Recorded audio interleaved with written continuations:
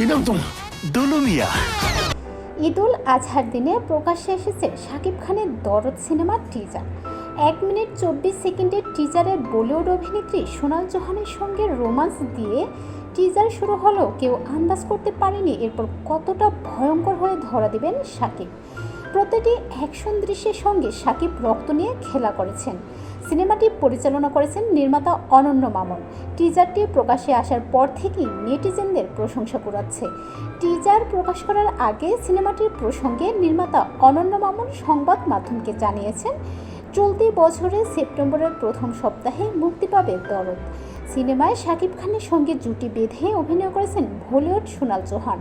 সিনেমাটির শুটিং হয়েছে ভারতের বারাণসী ও এলাহাবাদে।